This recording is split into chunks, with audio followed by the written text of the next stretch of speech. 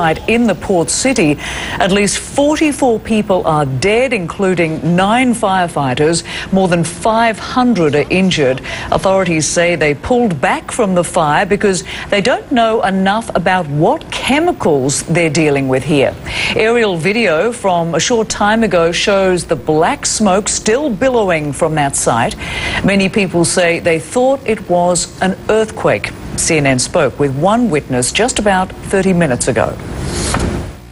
I'm about 1 to 2 kilometers away from the blast site, and we woke up to the first blast and went to check out what was happening, of course, at the window, and saw a huge explosion. We have line of sight from where it happened. There's only a few buildings in the way, and the shock wave just blew through our apartment.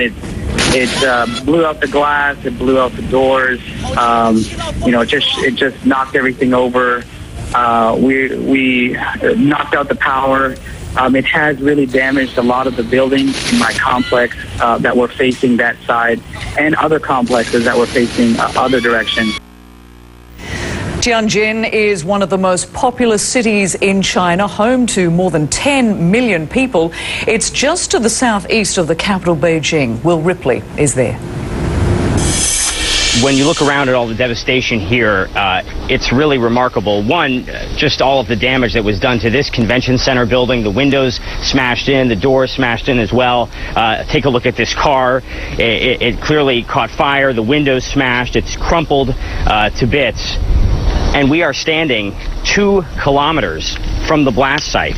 We're not even close to the epicenter. That gives you a sense of just how strong this was and how scary this was for the 15 million people who live here in Tianjin. When they were jolted out of bed overnight, a lot of people in those apartment blocks we visited earlier, and many of those windows are smashed. There's shards of glass piled up on the ground, and people were running outside in a panic. They didn't have time to put on their shoes, and so they were barefoot going through this, and that's why we see so many people, hundreds of people in the hospital, a lot of them with cuts because of all of the broken glass.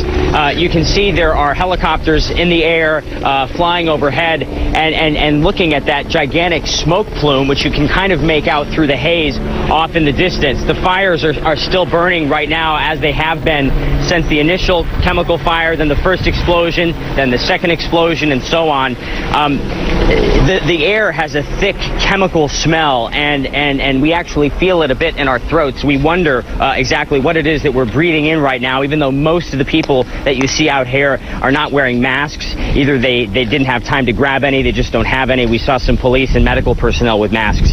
That's about it. We were over at the hospital earlier. It was a very emotional, very sad scene. We actually have security here telling us that we need to move out of the way, and that was an issue that we ran into at the hospital earlier. Security and onlookers were not happy that we were filming, and we were told to stop. I was actually knocked off the air and surrounded by a pretty angry mob. And these are people who've gone through so much. They haven't slept. Some of them have loved ones who are sick in the hospital. At least one man had a loved one who had died, and emotions are high right now.